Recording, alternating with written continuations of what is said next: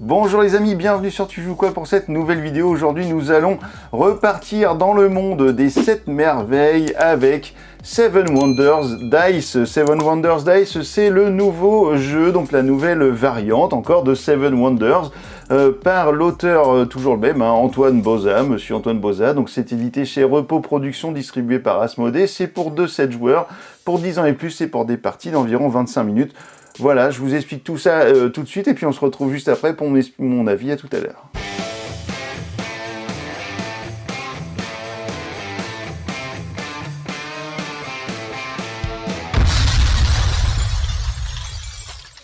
Voici le matériel de Seven Wonders Dice. Alors vous allez avoir un plateau qui n'est pas un plateau recto-verso, puisque de l'autre côté vous avez une jolie illustration, vous voyez. Et donc vous avez des plateaux asymétriques. Alors globalement c'est à peu près la même chose, sauf qu'il y a des symboles qui ne seront pas les mêmes. Par exemple ici ce sera peut-être pas un dé rouge, ou ici ce sera peut-être pas un dé vert, etc. Donc vous allez avoir des différences comme ça. Vous allez avoir donc une boîte à shake, avec des dés. Alors dans ces dés, eh bien, il y en a que vous allez retirer au début du jeu. Vous allez retirer celui-ci, le blanc avec les petits bonhommes. Vous allez retirer le rose et vous allez retirer le noir. Pourquoi? Parce qu'il va falloir les débloquer. Et ces dés, vous allez les débloquer ici au niveau du scientifique. Voilà. Une fois que vous aurez rempli une piste, eh bien, vous allez débloquer le dé en question. Ces dés, qu'est-ce qu'ils vont faire? Eh bien, ils vont venir remplacer les dés de ressources. Vous avez 3 dés de ressources. À chaque fois que vous allez intégrer un dé comme ça dans la partie, eh bien, il y aura un dé de ressources de moins. Donc attention, peut-être ce sera la course aux ressources. Vous voyez que cette boîte, elle est séparée en 4 compartiments. Et si vous choisissez, hop, je vais le mettre comme ça, ce sera plus facile. Si vous choisissez un dé dans ce compartiment ici, eh bien vous allez l'avoir gratuitement. Si vous choisissez un dé dans ce compartiment, vous allez devoir payer une pièce d'or, sachant qu'au début du jeu, on vous en donne 7, c'est celles qui sont entourées ici. Et puis, si vous choisissez ici, ce sera 2 pièces d'or, et ici 3 pièces d'or. Ensuite, sur le plateau, eh bien, vous allez avoir des zones, des bâtiments, et ces bâtiments, vous allez devoir les remplir pour pouvoir, eh bien, cocher ici les petits sabliers. Lorsque un joueur a coché ces 3 sabliers, eh bien, ça déclenche la fin de la partie. Voilà, donc vous avez la zone de combat rouge ici avec la hache, vous allez avoir la zone de combat ici rouge aussi avec l'épée, vous avez la zone bleue ici qui va vous permettre, comme dans les cartes de Seven Wonders, d'obtenir des points de victoire.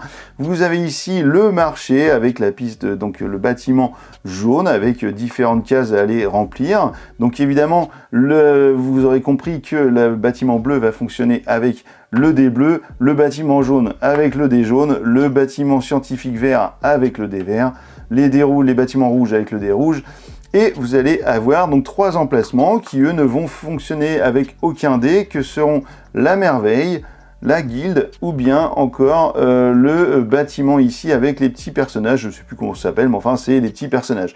Donc la guilde, ça va fonctionner avec le dé qui va venir en remplacement d'un dé de ressources. Et puis vous avez une dernière zone ici qui est sûrement la plus importante, qui est la zone des ressources.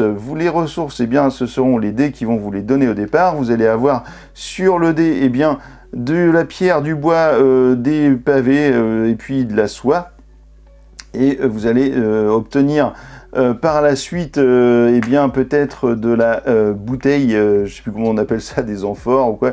Donc là, il vous faudra par contre une ressource autre, puisque celles-ci sont gratuites, mais il va vous falloir une ressource autre pour pouvoir l'obtenir. Et puis le papyrus, il va vous falloir 2 ressources. Donc le temps que vous n'avez pas coché 2 ressources ailleurs, vous ne pourrez pas avoir celle-ci. Alors ça va fonctionner partout de la même façon, c'est que vous avez à chaque fois un petit carré avec un chiffre, et ce chiffre va être le nombre de ressources que vous allez devoir avoir pour pouvoir cocher une case. Imaginons que j'ai une ressource de bois, ça me demande 0 ressources, je coche le bois, et du coup maintenant j'ai une ressource, puisque j'ai une ressource, c'est du bois. C'est-à-dire que si maintenant je tombe sur le vert, eh bien ça veut dire que vu qu'on me demande une ressource et que j'ai du bois, eh ben c'est bon, je vais pouvoir cocher le vert, sinon j'aurais pas pu. Pareillement sur les autres endroits, ici je vais pouvoir cocher cette case gratuitement. Donc si je tombe sur ce symbole scientifique de la roue, ben, je vais pouvoir cocher celle-ci gratuitement, sachant que je suis toujours obligé de cocher de gauche à droite et non pas comme je veux. Mais par contre, ici pour obtenir les 3 points de victoire, il va falloir que j'ai 3 ressources. Donc ça veut dire que je vais avoir besoin d'avoir au moins 3 trucs différents cochés ici.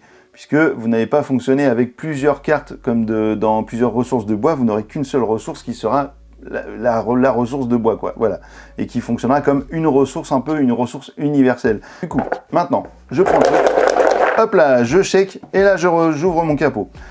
Maintenant, si je veux obtenir des pièces d'or, je prends ce dé là, et du coup j'obtiens cette pièce d'or. Bon, au début, je vous avoue que c'est pas forcément le meilleur truc à faire. Si je veux du bois, des pavés ou de la défense, eh bien, il va falloir que je paye 3. Ici, il n'y a rien. Et si je veux l'un des dés, ici, il va falloir que je paye une pièce d'or. Alors, la défense, qu'est-ce que c'est? C'est que vous allez cocher ici une case de défense, mais vous voyez qu'il y a un chiffre 2, donc il va falloir 2 ressources minimum pour y aller, donc j'en ai pas. Donc, au début, le seul truc à faire rapidement, c'est de récupérer des ressources. Donc, ça veut dire que je vais utiliser une pièce d'or parce que ça me coûte une pièce d'or et je vais utiliser la pierre. Donc je vais, hop, cocher la pierre ici. Un même dé peut être utilisé par tous les joueurs autour de la table puisque vous ne prenez pas le dé, il reste ici et tous les joueurs peuvent utiliser le même dé. Une fois que tout le monde a fait son truc, le joueur suivant prend la boîte, il secoue et on repart. Et là, qu'est-ce que vous avez? Eh bien, ça va être le même fonctionnement. Ici, je vais prendre du bois, hop, et je le mets ici. Je ne vais pas vous la faire comme ça en secouant 15 fois pour vous montrer comment ça marche. Je vais vous expliquer comment ça marche pour les différents trucs. Ici, j'ai un masque. En prenant le masque, eh bien, ça veut dire que je peux cocher une case sur la ligne du masque. Donc toujours de gauche à droite, ou si c'était un symbole en bas, toujours de bas vers le haut. Donc ici, si j'utilise le masque, j'ai besoin d'une ressource, en l'occurrence j'en ai 2. Je peux la cocher et j'obtiendrai donc 3 points de victoire. Attention à la zone bleue, c'est quand même une zone dans laquelle vous pouvez avoir potentiellement pas mal de points de victoire. Si j'utilise le dé scientifique ici avec le compas, eh bien ça veut dire qu'il va me falloir une ressource. J'en ai 2, donc tout va bien. Je coche ça ici. Et lorsque je choisirai dans la boîte un dé jaune, eh bien je gagnerai 2 pièces. Donc ça c'est bien, c'est-à-dire que le prochain coup que je choisis, par exemple là, le 7, je paye une pièce pour avoir 7 pièces, donc quand j'ai 7 pièces, j'entoure mes pièces comme ça. Donc ça c'est pas mal, comme ça, ça m'en fait de disponibles. Je prends cette pièce, et du coup ici, vu que j'ai choisi le dé jaune, eh bien je gagne à nouveau 2 pièces. Vous voyez, ça peut être plutôt sexy. Si j'avais coché cette case-là lors d'un tour précédent, eh bien le dé rouge me coûterait 0 pièces. Ça veut dire que là, le dé rouge me coûterait normalement 3 pièces.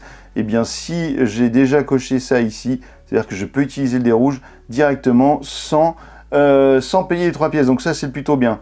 Comment ça marche le dé rouge? Eh bien ici, je prends, hop, je coche la case de 2 ressources que j'ai besoin parce que je les ai, encore une fois. Et là, je peux gagner 3 points de victoire. Comment ça va se passer? C'est que je vais attaquer mon voisin de droite, c'est-à-dire que je vais regarder la défense qui sera indiquée sur le côté gauche du plateau de mon voisin de droite. Et du coup, eh bien, si mon voisin a coché la première case, eh bien, ça veut dire que il aura une défense, donc du coup, je ne pourrai prendre que 2 points. Mais par contre, s'il n'a coché aucune défense, eh bien, je vais obtenir les 3 points qui sont ici préinscrits sur le plateau. Si vous jouez à 2 joueurs en face à face, eh bien, en gros, cette partie-là va correspondre à celle d'en face. Donc, l'attaque de la hache va correspondre à la défense de ce côté du plateau en face à face. Voilà, ensuite, on va continuer. Ici, j'aurais pris cette pièce. Ici, le parchemin, il m'aurait fallu 2 ressources pour pouvoir le faire, donc ça c'est cool, hop, j'ai mon parchemin. Alors là je vous fais comme si je prenais tous les dés, mais c'est pas vrai, hein, j'en choisis qu'un bien évidemment. Et donc vous allez continuer comme ça. Sur le marché, comment ça va se passer? Eh bien ici, si j'ai bien 3 ressources et que j'ai une face avec un trésor, voilà, la face avec le trésor, elle est là. Donc je peux faire une des 3 actions trésor. Donc si j'ai 3 ressources, eh bien je vais gagner une pièce par ressource que j'ai déjà débloquée immédiatement. Donc ça, du coup, ça me permet de gagner 3 pièces tout de suite, et je gagnerai 1 point de victoire par ressource que j'aurai débloqué à la fin de la partie. Donc si j'ai les 6, eh bien je gagnerai 6 points de victoire. Ici, sur le marché, eh bien ce sera une pièce, pardon, par face jaune que j'aurai débloqué ici. Donc si j'ai débloqué les 6, eh ben, je prends 6 pièces et également 6 points de victoire à la fin. Ici, les merveilles. Alors les merveilles, c'est ce qui est ici. Il faut savoir que lorsque vous jouez, soit vous prenez un dé, vous utilisez un dé pour faire quelque chose sur le plateau, soit vous faites votre merveille. Et dans ce cas-là, si vous faites votre merveille, eh bien vous allez cocher ici. Voilà, donc là j'ai fait un étage de ma merveille parce que j'avais bien 2 ressources. Du coup, ça me donne l'autorisation d'aller cocher une case verte quelque part en ayant les ressources nécessaires pour le faire. Hein. Donc là j'ai 3 ressources, du coup je pourrais très bien aller cocher celle-ci. Du coup, je gagnerai 5 points de victoire en fin de partie. Ici, eh bien, je paierai moins une pièce pour récupérer, pour utiliser un dé ici. Ici, je vais pouvoir valider une ressource. Et ici, je vais gagner cette pièce. Donc ça, ce sera avec la face, avec le chameau. Voilà, donc ça c'est pour le marché. Au niveau de la science, eh bien je vais débloquer des dés comme je vous le disais. Donc à un moment donné, si j'ai réussi à faire toute ma ligne, je vais prendre le dé noir et remplacer un dé. Et lorsqu'il va être secoué, eh bien il va pouvoir me permettre par exemple ici de faire de cocher une case dans une zone verte par exemple. Donc ça c'est plutôt pas mal. Ici je pourrais la cocher dans le bleu, le jaune, le vert ou le rouge. Et vous avez les autres couleurs, donc ici où il y a également les ressources. Vous avez le dé violet donc, qui va correspondre à cet emplacement, la guilde, qui va vous permettre eh bien, de regarder votre voisin de gauche et votre voisin de droite, et à savoir que si vous avez plus de bleu, par exemple de coche dans la case, dans le bâtiment bleu que votre voisin de gauche et de droite, eh bien, vous allez pouvoir cocher ici un emplacement de la guilde. Lorsque vous êtes à 2 joueurs, eh bien, vous allez regarder si vous avez plus d'emplacements cochés que votre adversaire. Donc ça, c'est pour le bleu. Vous avez également la même chose pour les ressources, pour l'armée, pour le marché et pour les merveilles. Et donc ça va vous permettre de remplir votre guilde ici. Ça fait quand même pas mal de points. Ça en fait 18 points quand même à récupérer, donc c'est plutôt pas mal. Et ensuite, vous avez le dé ici avec le personnage. Si vous arrivez à avoir cette phase de personnage, eh bien vous cochez ici et vous allez pouvoir ajouter 2 petits endroits ici sur le vert, c'est plutôt pas mal. Vous ferez de la même pour le rouge, le jaune, etc. Et ici, vous allez eh bien, pouvoir gagner des points de victoire par rapport au nombre de personnages que vous aurez déjà cochés. Cet emplacement, c'est la galerie des leaders. Voilà, cet emplacement, je ne me rappelais plus le nom, j'ai regardé, c'est la galerie des leaders. Comme je vous le disais à un moment donné, eh bien, si vous avez rempli complètement un bâtiment, vous allez cocher un petit sablier, ce qui fait que si vous cochez celui-là, alors vous n'êtes pas obligé de faire de gauche à droite, hein, mais vous allez rejouer. Ici, vous allez mettre une petite croix sur l'un des emplacements d'un bâtiment rouge, vert, bleu ou jaune. Et ici, vous allez prendre cette pièce. Une fois que vous aurez rempli les 3, eh bien, vous déclenchez la fin de partie, tout le monde rejoue un tour et c'est le décompte final. Le décompte final, vous allez le faire grâce à ça. Vous allez compter les points distribués par votre merveille, sachant que les plateaux sont asymétriques et que ici j'ai gagné des cases vertes, sauf que d'autres rapportent plus de points. Attention à ça. Vous allez regarder eh bien, les points de votre caserne ouest, les points de votre caserne est.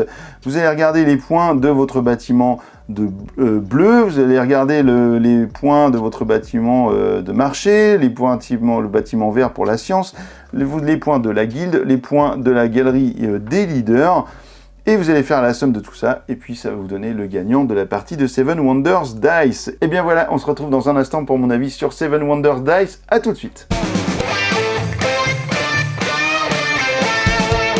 Et voilà, vous savez désormais tout sur Seven Wonders Dice. Alors, qu'est-ce qu'on en a pensé? Eh bien, j'ai entendu beaucoup de choses sur Seven Wonders depuis qu'on l'a essayé. Nous, on l'avait essayé la première fois, Seven Wonders Dice, pardon. On l'avait essayé la première fois à Paris Ludique, donc au mois de juillet, je crois. Voilà, oui, c'est ça, au mois de juillet cette année.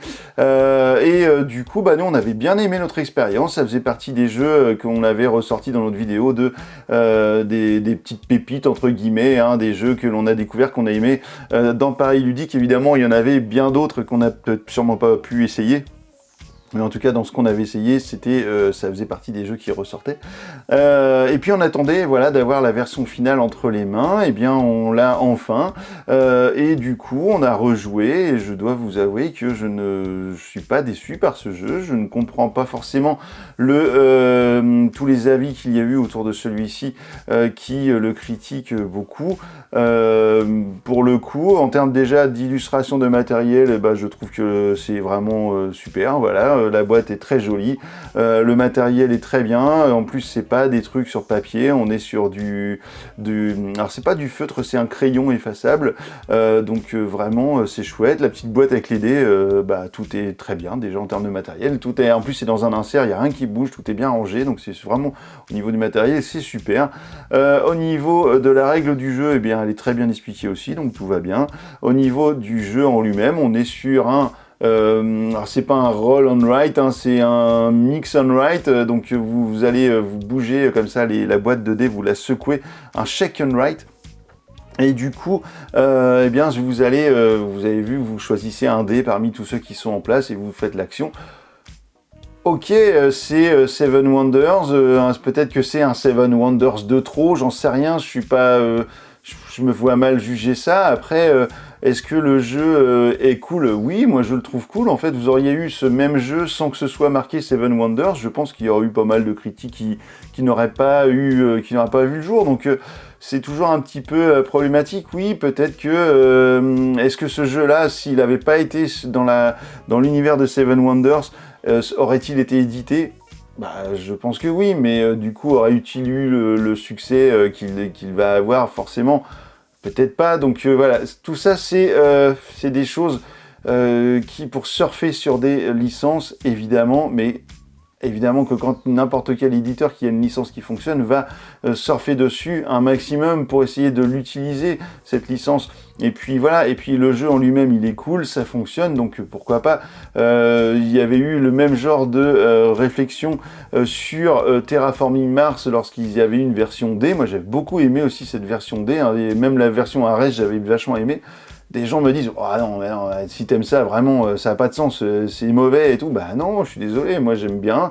Moi, en fait, j'aime bien un jeu quand il me procure du fun. Et bah en fait, ces jeux-là me procurent du fun. Seven Wonders Dice me procure du fun, donc du coup, bah je l'aime bien. Après, que ce soit Seven Wonders ou Bidule ou machin, ça aurait pu être n'importe quelle autre thématique ou n'importe quelle licence, j'aurais sûrement kiffé pareil. Et en plus, je trouve que thématiquement, ça rentre bien par rapport à la thématique de Seven Wonders, on exploite bien tout, donc moi ça ne me gêne pas et je trouve ça plutôt bien. Je vous conseille d'essayer Seven Wonders Dice et puis vous ferez vous-même votre propre avis plutôt que d'être influencé. Je n'essaye même pas de vous influencer en vous disant bah c'est super, achetez-le. Non, vous faites votre propre avis sur ce jeu et puis bah, vous aimerez pas, ça c'est comme une chanson que l'on écoute, qu'on aime ou qu'on n'aime pas.